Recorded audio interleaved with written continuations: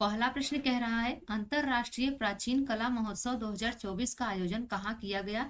तो यहाँ पर दोस्तों राइट आंसर हो जाएगा डी, नई दिल्ली में।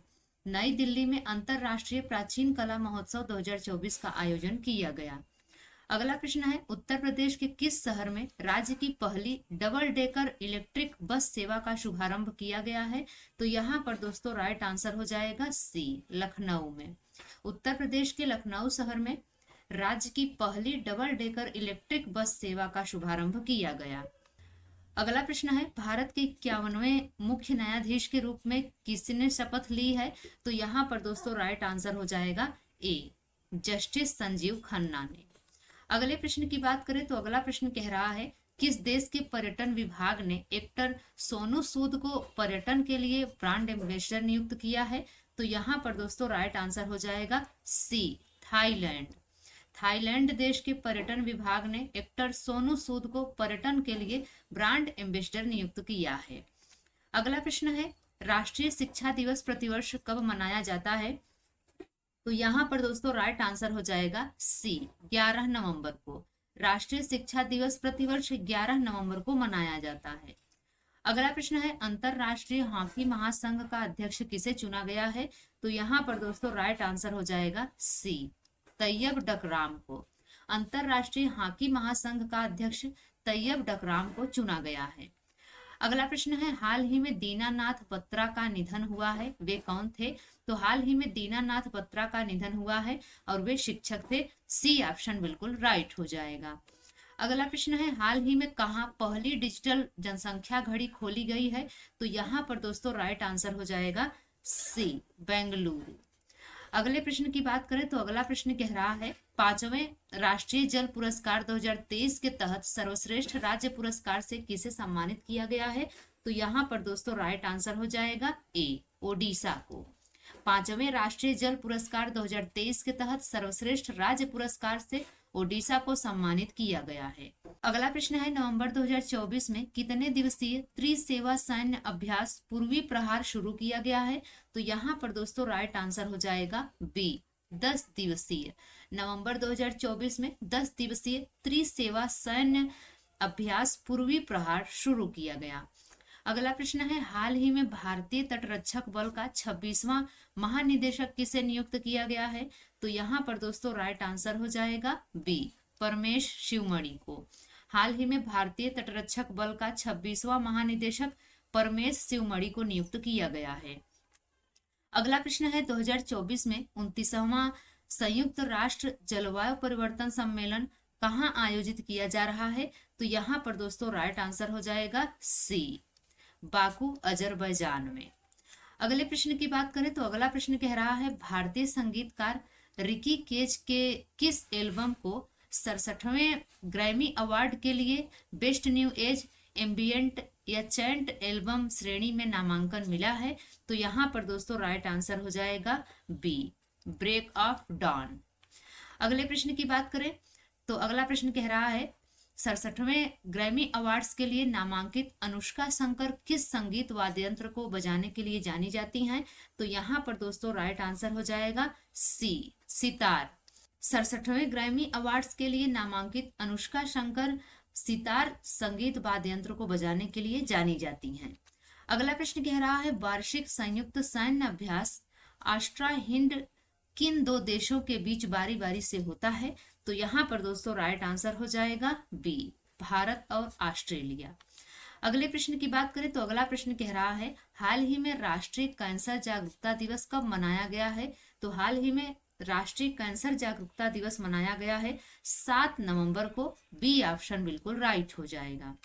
अगला प्रश्न है हाल ही में 55वें भारत अंतरराष्ट्रीय फिल्म महोत्सव का फोकस देश किसे घोषित किया गया है। तो यहाँ पर दोस्तों राइट आंसर हो जाएगा सी, ऑस्ट्रेलिया को। हाल ही में 55वें भारत अंतरराष्ट्रीय फिल्म महोत्सव का फोकस देश ऑस्ट्रेलिया को घोषित किया गया है। अगला प्रश्न है हाल ही में किस राज्य की कैबिनेट ने 3706 करोड़ की HCL फॉक्सकॉन सेमीकंडक्टर परियोजना को मंजूरी दी है। तो यहाँ पर दोस्तों राइट आंसर हो जाएगा बी, उत्तर प्रदेश। हाल ही में उत्तर प्रदेश राज्य की कैबिनेट ने 3706 करोड़ की HCL फॉक्सकॉन सेमीकंडक्टर परियोजना को मंजूरी दी है। अगला प्रश्न है, हाल ही में भारत की तनुश्री पांडे ने विश्व सॉफ्ट टेनिस चैंपियनशिप में कौन सा पदक जीता है? तो यहाँ पर दोस्तों राइट आंसर हो जाएगा सी, रजत पदक। हाल ही में भारत की तनुश्री पांडे ने विश्व सॉफ्ट टेनिस चैंपियनशिप में रजत पदक जीता है। अगला प्रश्न है, हाल ही में एडेलग्यू हारून परोपकार सूची 2024 में कौन शीर्ष पर रहे हैं? तो यहाँ पर दोस्तों राइट आंसर हो जाएगा बी, शिवनादर। हाल ही में एडेलग्यू हारून परोपकार सूची 2024 में शिवनादर शीर्ष पर रहे हैं। अगला प्रश्न है, हाल ही में कौन अमेरिका की पहली भारतीय मूल की सेकंड लेडी बनेंगी?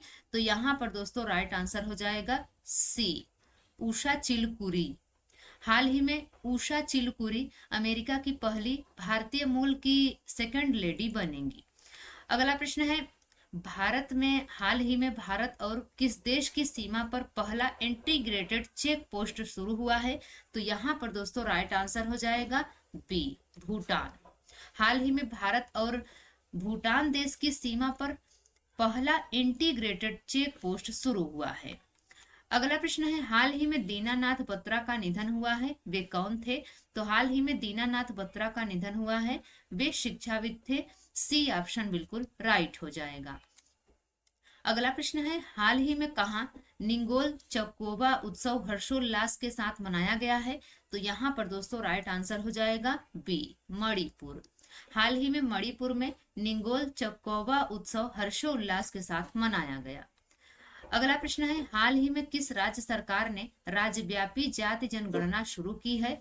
तो यहाँ पर दोस्तों राइट आंसर हो जाएगा सी, तेलंगाना। हाल ही में तेलंगाना राज्य सरकार ने राज्यव्यापी जाति जनगणना शुरू की है।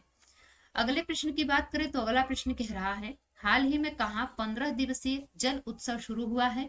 तो हाल ही में 15 दिवसीय जल उत्सव शुरू हुआ है अरुणाचल प्रदेश में। बी ऑप्शन बिल्कुल राइट हो जाएगा। सुल्तानगंज रेलवे स्टेशन का नाम बदलकर अजगैबीनाथ धाम रखा जाएगा। तो यहाँ पर दोस्तों राइट आंसर हो जाएगा ए, बिहार।